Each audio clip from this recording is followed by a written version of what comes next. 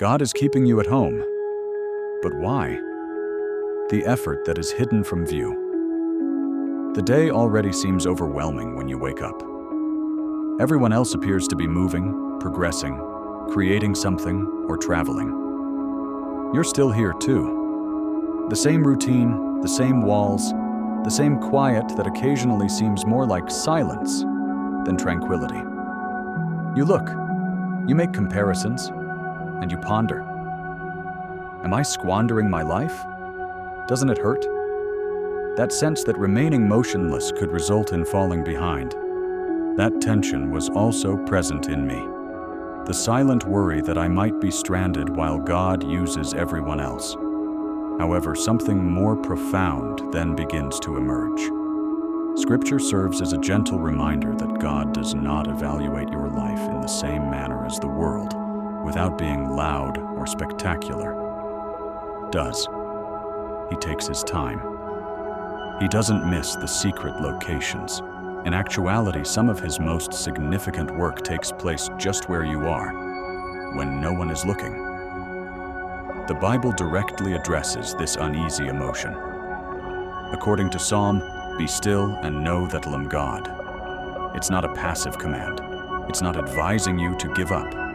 It's a call to trust, to stay, and to be in God's presence even when nothing seems to be happening.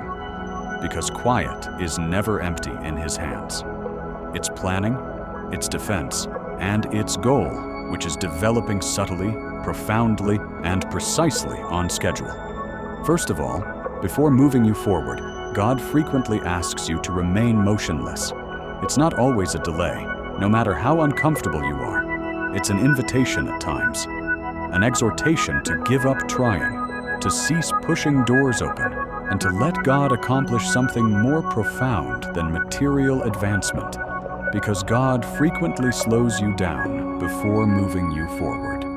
Consider how challenging that is. Your entire being yearns to take action, make things better, and alter your circumstances. However, God's approach is distinct. He doesn't undergo a makeover. He gets things ready. He works with areas that are hidden from view beneath the surface. Your ideas, your intentions, your faith. The Bible repeatedly demonstrates this tendency. People weren't instantly sent into their calling by God. He was the first to mold them. There were times of silence, waiting, and concealment, not because they were overlooked, but rather because they were taking shape. And that's the point at which silence becomes sacred. Distractions are eliminated. It shows you what you really depend on. It teaches you to tune out the noise and hear God. Because if you're constantly on the go, you're constantly after something. When do you really pay attention? God addresses this difficulty immediately. Psalm 37:7 says, "Wait patiently for the Lord and remain motionless before him." That statement strikes a chord, doesn't it? Do not fret when people succeed in their ways. Don't worry or make comparisons. When people see you, don't freak out. Because God has a timely plan for you. It's deliberate. Being still is not the absence of action. Rather, it is the presence of confidence and the decision to believe that God is at work, even when you are unable to perceive it. And it's frequently in that quiet place that your strength is subtly restored, your desires begin to shift, and your heart starts to align with His will. Perhaps this season isn't about traveling to new places. Perhaps it's about changing who you are, and something else begins to happen as soon as your heart settles into that silence.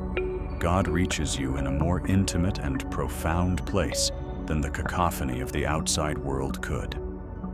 Second, God creates your identity in the hidden location. Only when no one is around does a certain kind of metamorphosis take place. Not in front of others or on a stage, but in the private, quiet times when you are alone with God. That is the hidden location.